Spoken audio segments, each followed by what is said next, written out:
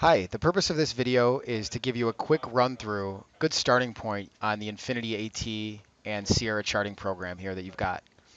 We thank you for logging in and giving us a look.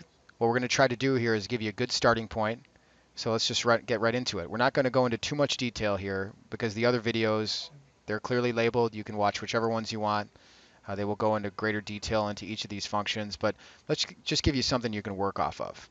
When you log into the program the first time, you'll see a few different windows come up. This one at the top here, we call this the scoreboard. It's kind of like your home screen. You're not really going to be doing any trading from it. It is useful. All right, it's how you shut down the program.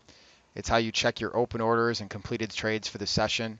It's also how you add other markets like this to your market view. For example, if I wanted to add, let's say, the December or March bonds, I could select ZBH6, push the little blue plus sign to the right, and that puts that contract into the market view. To launch the trading dome for that new market, you push the little blue arrow into the D column. So that's what you're gonna need this window to launch the trading dome. But a lot of times what people will do is once they have a dome or two up that they want, they'll minimize it. Then it's just gonna sit at the bottom of the window in the taskbar. You can always bring it back up anytime you want. I'll just do that for now. On the right hand side, you've got the E-mini S&P trading dome, which automatically comes up. Remember, if you accidentally lose the dome or close it, you can bring it right back up by clicking the blue arrow under the D column. The key the first time around with our program is to sort of set the screen up in a way that makes sense for you. If you have more than one screen, great. If not, not the end of the world. You can easily use one screen with our program. And here's kind of how I would set things up to start. Again, the scoreboard, you could just minimize that.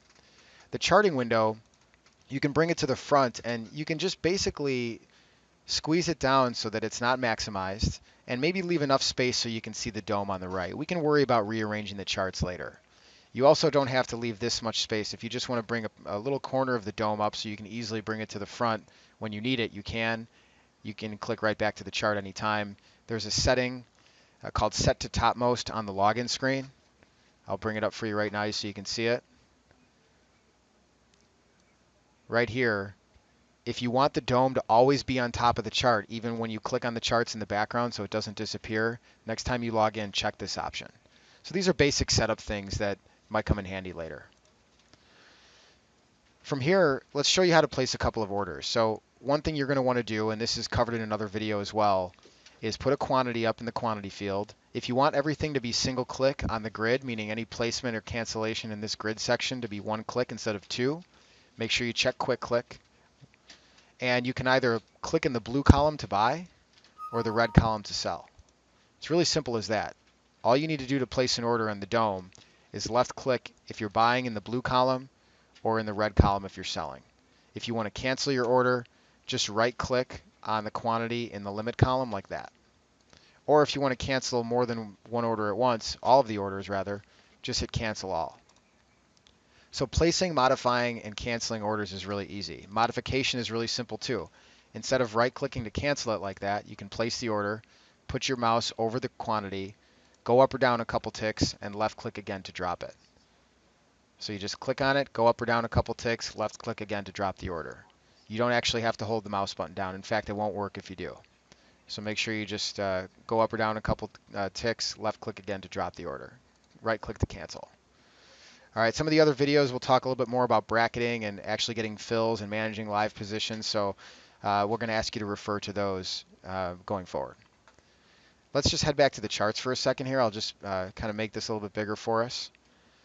And what you see when you go into the charting program the first time are two built-in what we call chart books, which are collections of charts and templates, or charts and studies, kind of like a template of sorts. Advanced chart types covers things like numbers bars, for those of you interested in bid and offer volume, delta, that kind of thing, order flow. That's what these two charts represent. There'll be more videos that go into detail on those studies. You've got the volume profile right up here and down here. This one has a new profile for each day, as you can see. Okay, new volume profile for each day. This one down here is dynamic, meaning the profile is built based on how many bars are visible on the screen. And then you've got a couple of profile charts on the right-hand side. This is called a TPO profile, otherwise known as market profile. And this one on the left here has a day session and an evening session split into different units. And on the right-hand side, you've got one full profile covering the entire session, which is almost 24 hours long. So if you're interested in this kind of charting, you don't have to go pay $300 a month to get it anymore. We have it built in here. It's very, very flexible, and we'll do some more videos as well that cover the ins and outs of these studies. If you click over to the starter chart book, which is the next tab over, you'll see some relatively basic charts, nothing fancy. Doesn't mean it's any better or worse, just different. Down here, you've got a 60-minute chart with a volume profile. We can see the value area high and low, the point of control. You've got a 15-minute S&P chart with a Bollinger Band, a MACD, and an RSI.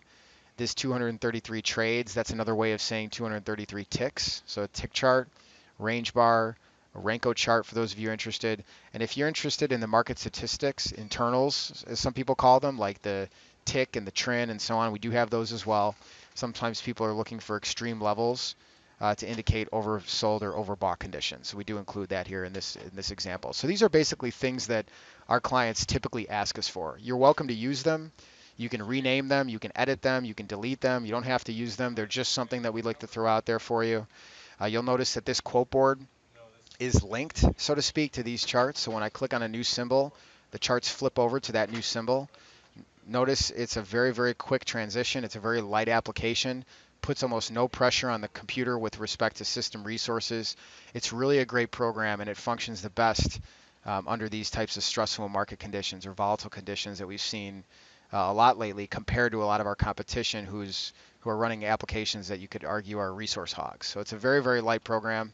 The combination of the data that we provide, the trading dome and the charts, it's a very powerful application with a lot of flexibility. Hopefully you enjoy the videos. We do webinars weekly on the charts as well. Please spend some time going through these basics and look for the next video, which will cover starting your own chart book rather than using the pre-made ones we have here, and basically how to start from scratch. All right, thank you very much.